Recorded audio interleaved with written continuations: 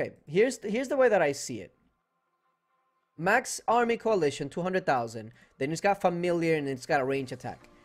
She's ranged, meaning that more than likely there's going to be a cavalry and an infantry hero coming. And they're probably all going to have the same Wonder Army Coalition size, which is going to add 600,000. Stay with me here. Maybe one of them is going to have Familiar, what is those, like, pack merging speed? And then the other one is going to have maybe like making the little orbs. What are they called? I'm blanking out right now. Hold on, let me go over here.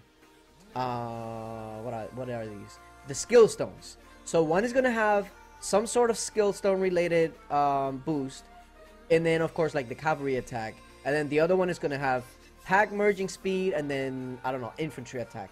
I can just see it. Like I can see it from far away. And the reason I say that is because, okay, she's gonna add 200,000.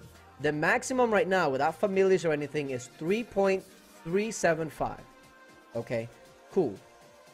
But if you add 600,000 to that, that is pretty much 4 million troops on the dot. I mean, you'll be missing out like what, 25,000?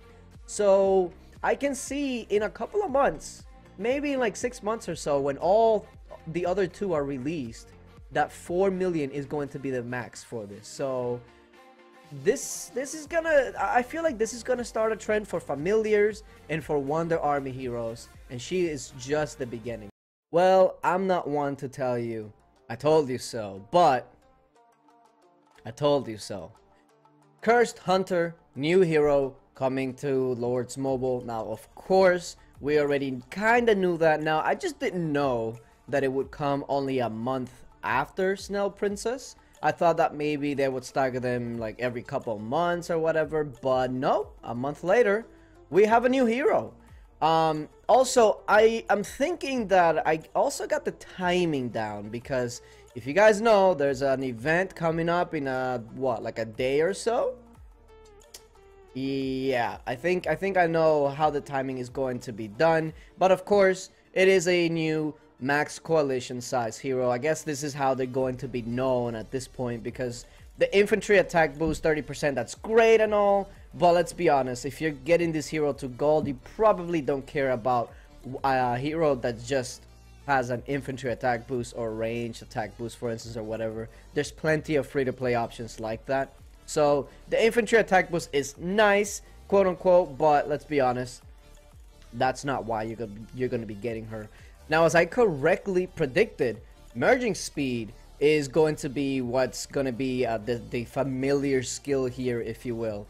Now, the last one was familiar training. This is merging speed. So I'm thinking that the next one is going to be for the stones, the skill stones. So yeah, I feel like we already know what the next hero is going to be. It's going to be Wonder Army, 200,000. Cavalry attack plus 30%, and then the skill stone more than likely. Now of course they can maybe switch it up into something else, maybe something, I don't know, but I feel like the stones is just a clear obvious one that's going to be coming. Now unlike Snell Princess, where I tried her out in the Colosseum, and while she was okay, like she wasn't terrible in Colosseum, she wasn't necessarily great either, she was just good. This hero, on the other hand, oh, Colosseum, that's gonna be her true calling. Oh my goodness. Okay, first of all, let's just go over these skills. That way you know why this hero is going to be problems. Okay, piercing dash dashes behind her target, a la Demon Slayer, Femme Fatale, for instance. And if you use all three of these heroes, you're not gonna have a healer for long, or whatever hero they target right away, you're not gonna have them for long, because you're gonna have three heroes just dashing towards them. Yeah, anyway, deals damage 4 times to nearby enemies in a small area. Now here's the biggest part: nearby enemies. So even though she's an assassin, she's doing AoE damage. And for those of you that don't know, AoE is area of effect damage, meaning that she's not just targeting one hero. She's going to jump to one specific hero, but she's going to hit everything around her. And that is going to be 4 times for about 1,400 physical damage. About, let's just say about 6,000 damage. That's a lot, especially to start a battle. Holy Protection, I feel like this right here is where she's going to be a little over the top. Because assassins, you know, they have Life Leech, which she does have Life Leech, by the way. If you go over to her trophies, it doesn't tell you the information on it, but trust me, I know by these trophies already. Like this belt right here has a great amount of Life Leech, so she is going to have some healing every time she attacks. But take a look at this. Heals the weakest ally, Rose Knight, anyone? And grants Divine Ward to self for 5 seconds. Rose Knight, everyone? Restores 4,000 HP to an ally. Divine Ward shields up to 3,393 of all incoming magic damage.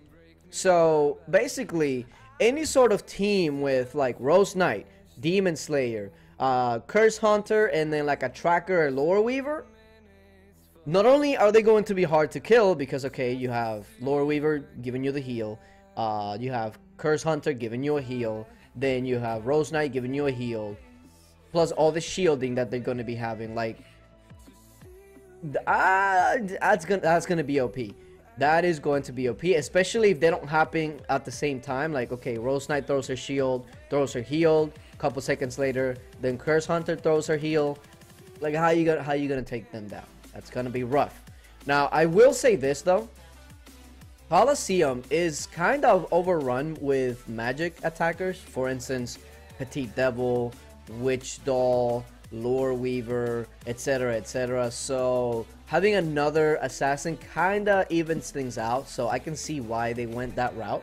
And then of course, Almighty Blessing. The Curse Hunter blesses her allies' weapons, allowing them to pierce through enemy defenses. Increases pierce of all allies by 65. Now, this is significant because this is a passive that is going to increase pierce of all allies by 65. And if you don't already know how to tell what pierce on any of these do, go to basic attributes, you go down to pierce, and when you click on it, reduces enemies defense. So basically, when you use her, you're going to have all your heroes be able to reduce your enemy's defense. That's kind of strong, kind of OP, especially if you're using 2 assassins and, like, for instance, a Tracker, etc. And if they have a constellation that increases crit or in like assassin's HP or something, goodbye.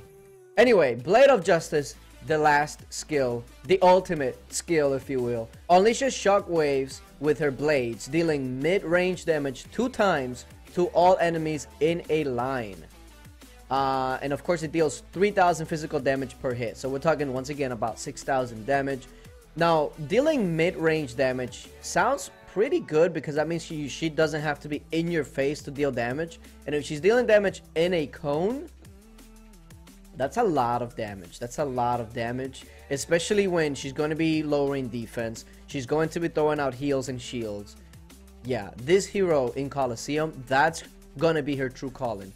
When you look at the battle skills, everybody's just going to have her for the Wonder Army. She's not really going to see much other action, especially like in actual attacks and whatever. But when it comes to Colosseum, yeah, I could definitely see this. I can also see her, don't have this overlooked, I can absolutely see her being really good for monster hunting. Because remember, if a monster has high or low physical damage and you're going to be attacking with all physical attackers, to include a hero that raises pierce of all allies, that's going to be a huge boost. Not only that, I mean, she heals, so a lot of times she might have you not even need a tank, and she does a bunch of damage on and of itself. So yeah, as far as how much it'll be to max, I can only see her being the 15, 18, 21, 23 medal count, just like Snail Princess. So I can obviously see her being exactly the same. One good thing though, I should mention, that unlike the other heroes that have been out for a while, if Snail Princess is any indication, this hero, or at least the pack, should be out every 3 or 4 days, I want to say, because Snail Princess has been consistently out at least every 3 or 4 days. So if Curse Hunter and Snail Princess go at this pace, and you buy the $5 and $20 pack every time, you would have her gold in about a month's time. So at least there's that. But yeah. Also, before we go, I just have to say, is it just me, or is this hero 1000% inspired by Gamora from Avengers? I mean, look at an assassin, a green assassin at that. Subtle, okay. But then you have the eye patch, which just screams Thor to me. And then if you actually look at her, like her little cape from behind right there, that just reminds me of Valkyrie. So I don't know, maybe I'm just watching too much Avenger movies and stuff, but that just screamed Gamora, Thor, Valkyrie. It's everywhere. Also, IGG, could we please, this next cavalry hero, Wonder Army, whatever, can we just please have a male hero? I swear, like, most heroes are females, so can we just have like a badass male? That'd be great. Thank you. Anyway, appreciate you guys for watching. Let me know what you guys think down in the comment section. I, of course, will be going for this hero because not only am I pushing Max Coalition on my account, but Colosseum, I love me some Colosseum. So yeah, appreciate you guys for watching, and until later.